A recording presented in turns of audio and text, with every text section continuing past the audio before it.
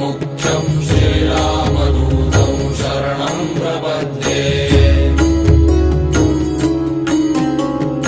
मनोजवं मारुततुल्यवेगं जितेन्द्रियं बुद्धिमतां वरिष्ठं वातात्मजं वानरयूथमुख्यं श्रीरामदूतं शरणं